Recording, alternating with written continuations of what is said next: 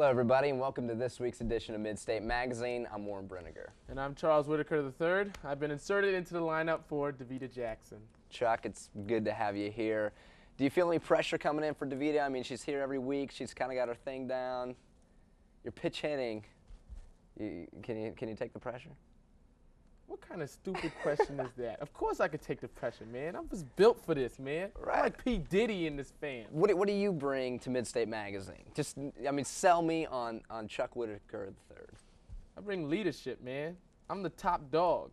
No one better than the big man on campus here. Big man on campus. Well, let's take it to a couple other big people on campus. Charlene Amy with Midstate News. I heard it was pretty good. At least it better be. Right? Hello and welcome to Midstate News. I'm Amy McGarity. And I'm Charlie Marlowe. Author Gloria Steinem spoke this past week at Bradley about her new book, Women in Politics. Steinem speaks around the nation on how women have reinvented themselves in the realm of politics. Her belief is that most women in politics have an attachment to their womanhood before they associate themselves with the Democratic or Republican parties. Airline officials are worried about the impact a prolonged war could have on the industry. On Wednesday, Greater Peoria Regional Airport officials announced that they are hiring a consulting firm to better position the airport within a volatile airline industry. Officials at both the Peoria Airport and the Central Illinois Regional Airport in Bloomington learned that Northwest Airlines is ending service from Peoria to Detroit and from Bloomington to Minneapolis, starting the first or second week of April. With the war in Iraq continuing to test American patriotism, the use of free speech has come into question. Communications professor Dr. Dare brings his unique perspective on free speech after working as a journalist in Nigeria. Neil Przanski has more with the story. Dr. Olatunji Dare, a Bradley faculty member, fought a unique battle with the freedom so many Americans take for granted. I came here in 1996. I was a newspaper editor in Nigeria, an independent newspaper. The freedom of speech is not a privilege in all countries, especially in Nigeria during the militant government years. I got into trouble with the military government that was running Nigeria at the time. I asked Dr. Dare what is appropriate for the masses to demonstrate their special freedom. Karl Marx once said, I mean, I'm paraphrasing, that freedom of speech is for the people who own a, freedom of the press is for people who own a press. Now, only a few people can own a press, but I think the internet is democratizing the situation. In fact, the newspaper Dr. Dare worked for in Nigeria, The Guardian, is available on the internet as well. In 1996, Dr. Olatunji Dare left Nigeria and became a teacher here at the Global Communications Center. He left his job at the Guardian newspaper, and now he teaches communication theory here at the GCC. I'm Neil Przanski, Midstate News. Mayor Ransburg has called voter turnout in recent elections pitiful, and that there have been much interest in municipal elections lately. He is hopeful that numbers on Tuesday will pick up because issues such as hiring a new city manager, developing the Sears block, and fixing the city's budget are too important for voters to stay at home. As for who the mayor intends on voting for, he says he'll keep that information private.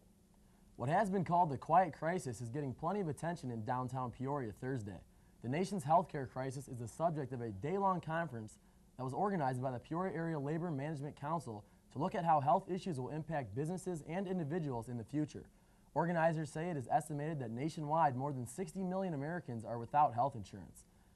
Methodist Medical Center is co-sponsoring the conference, which is featuring local health-related exhibits and nationally known experts on the subject. Twin Cities residents are linking together Thursday to break a world record and help improve the community in years to come. Hundreds of volunteers are attempting to make a record-breaking paper chain of 600,000 links. That is equivalent to 50 miles worth of papers connected by staples or tape. Children's Discovery officials are selling the links for $1 a link to raise money for the new Downtown Normal Museum. The links will be sold until late Thursday night. In today's Oddly Enough, a Canadian girl was injured from a speeding accident. It wasn't the broken shoulder or the road rash that made this unusual. It was the fact that she was injured after crashing in a shopping cart. The car was estimated to have been speeding at 45 miles an hour when it went out of control and crashed. The girl was the only one injured in the accident. And Chad, what you got for us in sports today? Yeah, rare occurrence, guys. The Braves of Bradley and the Peoria Chiefs playing against each other in an exhibition game. Hey, check your calendars. It might not say spring, but for baseball fans, springtime is here. The Bradley baseball team is in conference play, and Jason Isringhausen and Jason Simontachi were wearing Peoria Chiefs jerseys. Both pitchers getting some work against the Braves. Highlights now from O'Brien Field. Isringhausen starts the game, and look at this. Peoria native Ryan Sullivan turns on a fastball and smacks a 2-run home run to left off Izzy. Just fair. What an at-bat. Isringhausen only pitched an inning. Meanwhile, John Santori, with the bases loaded, crushes this ball off the walkway in left center. That's a grand slam. The Chiefs lead 5-2. Simon Tachi relieved Isringhausen, pitched 6 scoreless innings, fanned 7. The Chiefs win it 13-2. Here's Simon Tachi after the game. I mean, it came down here to get some work and, you know, work on my spots, location, and change up and slider. So it's a pretty nice park you got here. As mentioned, Bradley will have a series with Southwest Missouri State this weekend. First, a doubleheader on Saturday, and then the finale of the 3-game series on Sunday. All games begin at 1 p.m. For a more in-depth look at this year's Bradley baseball team, here's Jonathan Dean. He's fast, he's quick, he can play outfield and infield. He is the leadoff hitter, a team leader, and a good student. The question is, what can't Rene Acaron do? You'd have to feel comfortable everywhere you go, and I, fortunately, can for the most part, do that, you know. And, you know, if I have to pitch, catch, whatever to help the team win, you know, then that's what I'm going to do. And if, you know, they put me down as a utility player, then that's what I am. I mean, I can play everywhere, and I just try to help the team win. If I have to be on the bench, then I'm on the bench, you know. Yeah. It's about helping the team win, basically. Rene is one of the fastest players in the Missouri Valley Conference, leading the team in steals and sacrifice bunts. He's a very talented player. Who's developed a bunting game to go with his arsenal of hitting. Very aggressive on the bases with his good foot speed. That makes him a very good bunter, and he's always looking to do it with no outs, 1 out, 1 strike, 2 strikes. He is comfortable bunting with 2 strikes, and he's developing into a very fine player. Hailing from Puerto Rico, Rene has had to adjust to the American game and to college life too. Coming here, a big adjustment for me has been the weather. You know, learning to play in 20, 30-degree weather, 40-degree weather is not the same when you play 85, 90 degrees every day.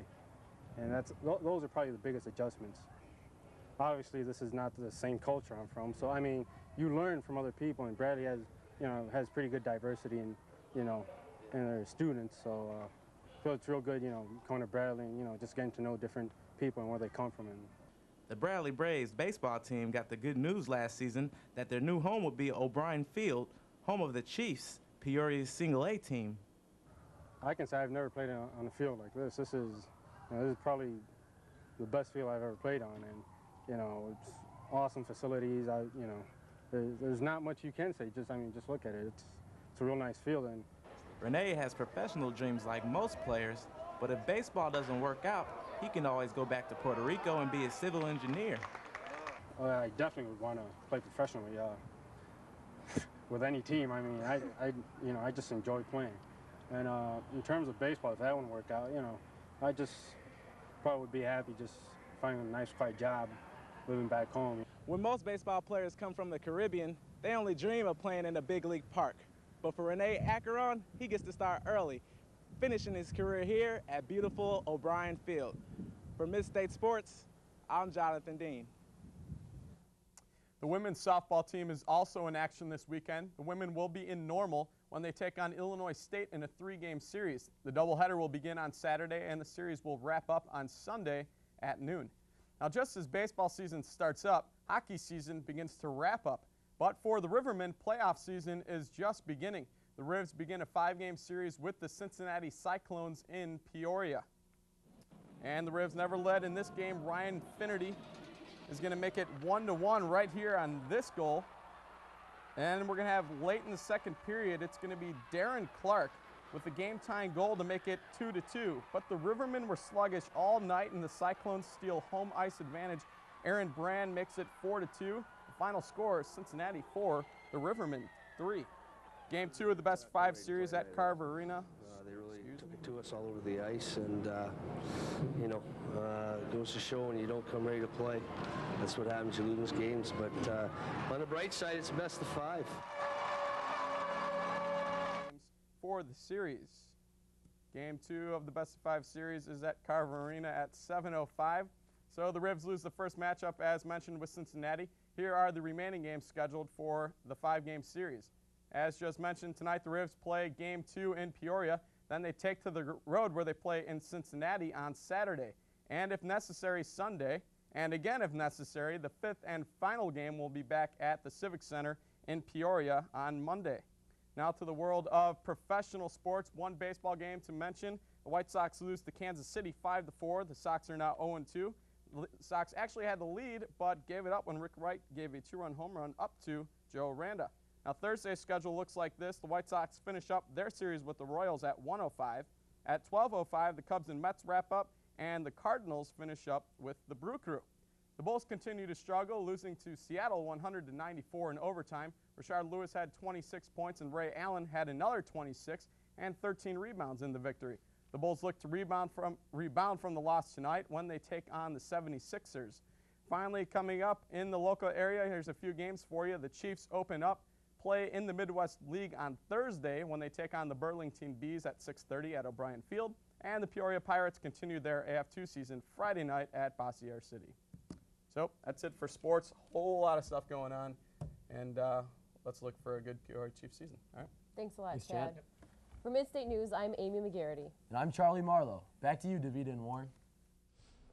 Thanks, guys. So, Warren, is this weird having me host with you today instead of Davida? It is a little different because I'm used to having that, female across from me. I mean, no offense, but I'm just used to, seeing someone pretty, sitting like across from me. Hope you don't take offense to that. Are you saying I'm not pretty?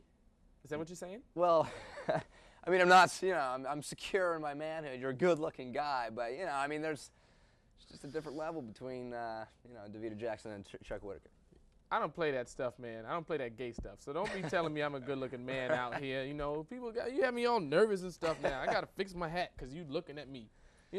Well, bottom line, I'm pretty, and I don't want Warren looking at me thinking I'm pretty. So let's go to another pretty person with Crystal Lay for food for thought. Probably a good idea. Don't be calling me pretty, man. I don't play that stuff.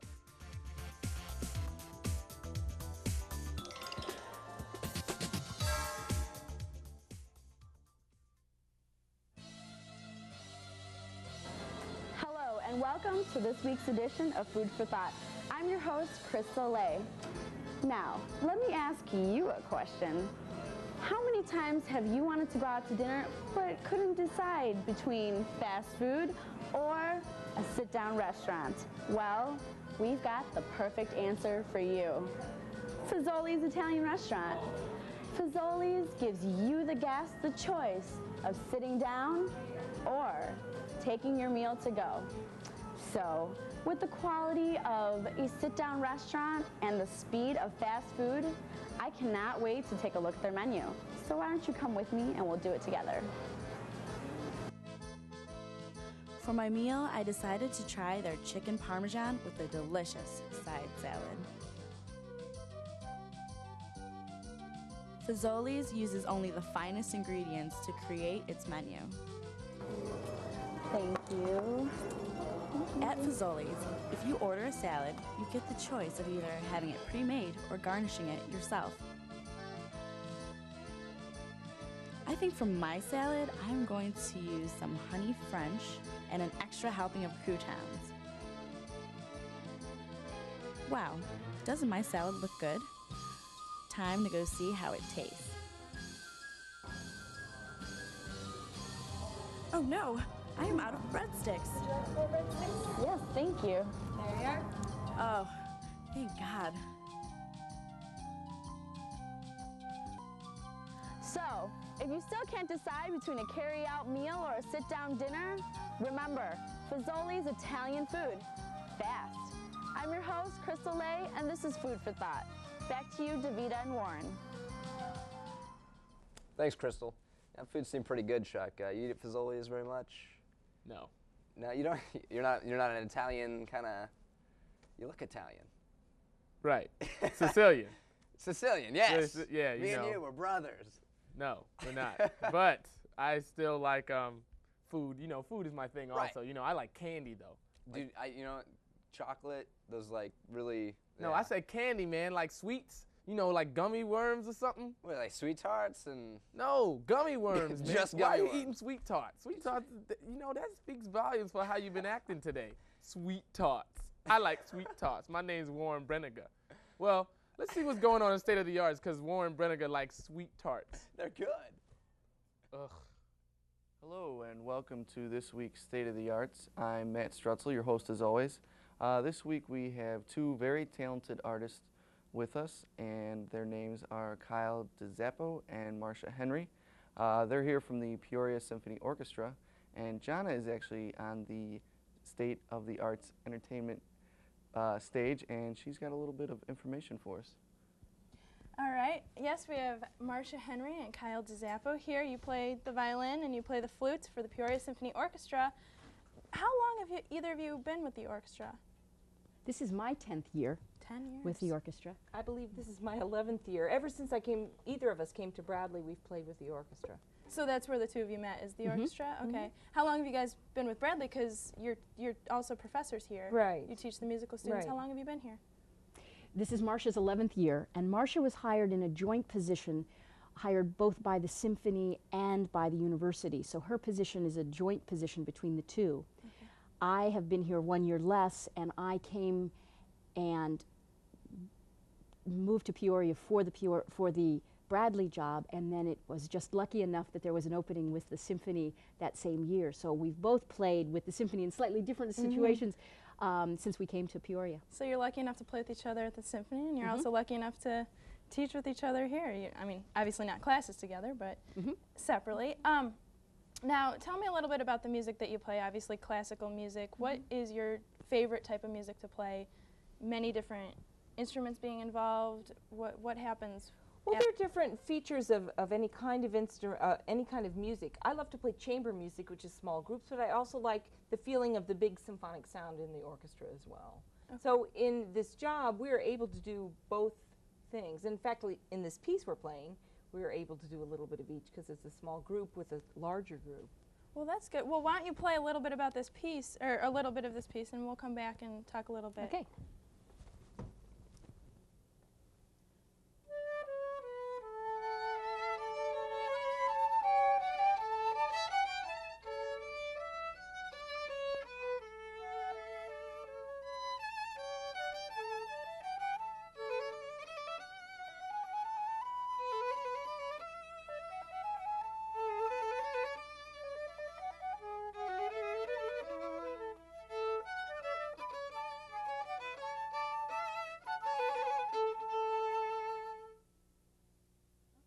Beautiful. So that is an example of what you were saying. It's just the two of you that play. Even in a big concert, that's what you two would play, and then more instruments would join in afterwards? Or how would that work out? How many different sections are there in the orchestra? This is a piece that was written by Johann Sebastian Bach for 3 soloists, Marcia, myself, and a harpsichordist. So there will be 3 soloists, and then the larger orchestral ensemble will be performing, in a sense, against us. So we'll be the featured soloists, and then they'll play opposing us in a sense. And it's to give the idea of an orchestra against soloists. So it has the variety of an orchestra against the soloists. And you said there's another part in this music that you two play together later on. It's the same piece of music, it's just later on in the solo? It's the Is that how third it is? movement of this piece. Would you guys like to play that for us? Sure. All right. Thank you very much.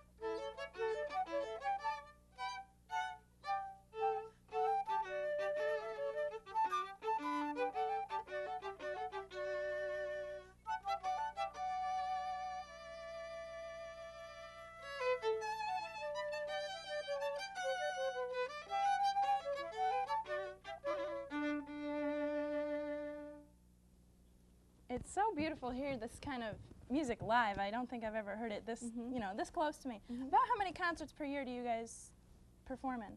We play 7 formal concerts with the symphony, and then the symphony also has some additional pops concerts, some youth concerts.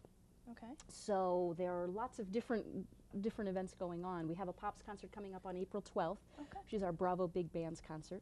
Good, good. And you guys are the featured artists in the May 3rd concert. May 3rd concert. And we're going to have Matt Strutzel tell us a little bit more about that on our community calendar. Yeah, that's right. We do have a community calendar. You will be able to see these artists on April 12th at the Pops concert at 8 p.m. at the Civic Center Exhibit Hall C. And then they're also featured artists at a concert on May 3rd at 8 p.m. and the Civic Center Theater. And for John of Bond, I'm Matt Strutzel. And remember, if it's not us, then it's not State of the Arts. Back to you, Warren and DeVita. Thanks, Matt and John. Another week, another good musical performer, Chuck. How'd you like that? Yeah, it was sweet, man. But you know what else is sweeter? What's this that? Kit Kat right here. Now, too bad we can't zoom in, so I'm just going to push it forward. There you go. Look at that. Oh, that's out of focus. There it is. That's the Kit Kat bar. Now, it's a crisp wafer covered in chocolate.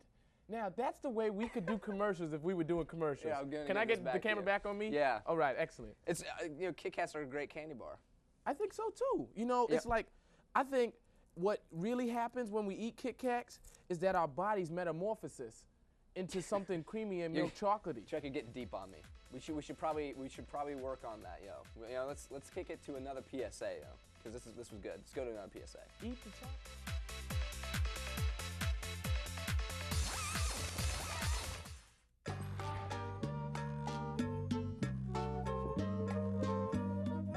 Life may not be as easy as pushing a button, but with e-file from the IRS, your taxes can be. So ask your tax preparer or visit us on the web.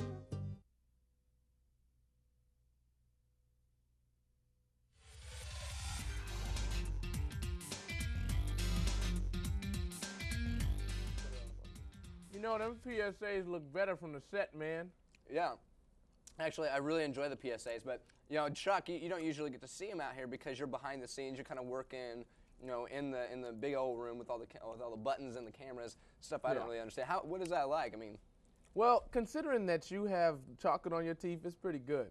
You know, I actually enjoy it. You know, I tend to enjoy it a lot. Doing a lot of, I don't know what I do. What do I do? Does anyone know? You're the puppeteer. Yeah, I'm the puppet master. This is me. And then Chuck, you're like this. Wait, we're not monkeys, man. You said I'm the puppet master, not you know, puppets do this. Well, let's see what Jake Huberman's doing, because I have a feeling that he's doing something in About Time really good. I smell a parody coming on. I'm a puppet.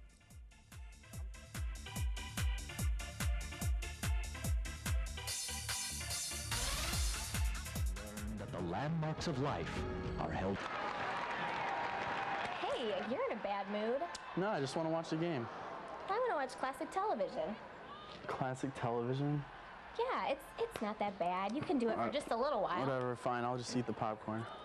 Can't you share the popcorn with me? Nope. You're watching your TV. Well, I want some popcorn. Well, I want to watch the game. Just give me the popcorn. Come on, I can have some popcorn if I want some popcorn. Tracy, come on. Great. You happy? You watch your TV. I'm going to go get us some more snacks. Gosh. After my tiff with Tracy, I needed 2 things: more snacks and something to perk up my mood. I went to Rocky Mountain Chocolate Factory to find just that. The store, located down University in the Metro Center, offers mountains of handmade confections, custom dipped apples, candy, and marble bark to greet their customers. But something else commanded my culinary attention. It was sweet, semi-sweet, dark and white. It was filled with rich buttercreams and caramel combinations. It was chocolate. Craig Sprague, owner and chocolatier, explained my euphoric reaction. Gives off endorphins that make you feel better, and people feel good. They're in a good mood when they come in here to buy chocolate. Remarkably, the well-stocked handmade pleasures sold at the Rocky Mountain Chocolate Factory are not the product of a heartless wholesale distributor. About half are made right on their candy tables by Craig, his wife, his mother and father, his children, and his best friend. It's basically family that works here. Like a true family man, Craig invited me to join him in making chocolate with those he loves, giving me an opportunity to fashion a masterpiece for my own sweetie at home. Or at least try. As I pecked at a chocolate like Lucy or Ethel, I thought about Tracy, my day at the factory, and the wise words of Craig. How was your day, dear? Not bad, huh? Work. Well, maybe you should ask Mr. Whitaker for that raise. You know, he can't read your mind. I know. But after such a long day at work, I think I could use something sweet. Here, have some chocolate. Chocolate? That's not what I had in mind. Well, you know, I can't read your mind either. My chocolate-induced daydream reminded me that Tracy was still waiting for me to return with the snacks, and hopefully a change in attitude. Oh, you're back. Yeah, listen, I'm sorry about earlier. I bought you some chocolate. From Rocky Mountain Chocolate Factory? Yeah? It is my favorite. I know. Well, I guess we could watch the game for a little while. If that's what you want. Actually, I think I'm in the mood for oldies tonight.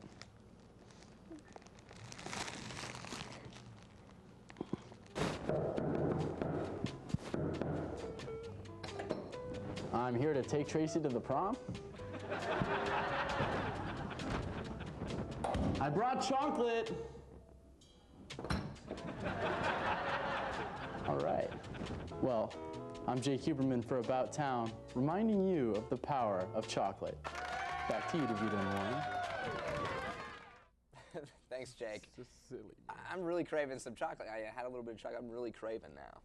You know, only thing I'm craving is I have a feeling that I want to say, Lucy, you got some explaining to do. Man, that, Like- if Jake Huberman doesn't make it here, he's definitely got a role in the sitcom. Yeah, he's going to go to TV land. I hope, you know. I'm going to call Ted Turner, Jake. You're going to TV land, baby. You Yeah. know, expect it. We're going to be watching him on Nickelodeon for years to come, I think. You know, SpongeBob SquarePants. That's where he could get his start. Reoccurring host. He could be like Nick Cannon, you know. You know, Nick Exactly. Cannon, whatever. Nobody He's in knows. Drumline. He's black. He's not black. He don't know nothing about stuff like I saw that movie. Did you? I saw it. So you are cultured. Very cool. Wow. I learned a Shake lot my about you hand. today, man. You know, you are an amazing, amazing fellow. I thank told you. DeVita that when you were absent that 1 week. You know, it blows my mind how amazing you are, Warren. Yeah, that's what I do. This should be called the Warren Breniger Praise Hour. I'm a Except snake it's in the only a half brush. an hour. A snake in the brush. Yeah, a half hour. Snake in the brush? What the Yeah, hell's you that? don't expect me coming, then I'm like, I pounce on you. That's pretty gross, man. You are just a nasty old man. You know he's like 35, right, audience? He is old, but we tricked you into thinking that he's 20. Yeah, I can rent cars legally. Well, thanks again. That's going to do it all for Midstate this week. And I'm the producer of the show, Charles, and this is one of my talented co-hosts. See you next week. Tune in next week for DeVita will be DeVita back. Jackson, since I can't speak English. Good night, everybody. I'm done.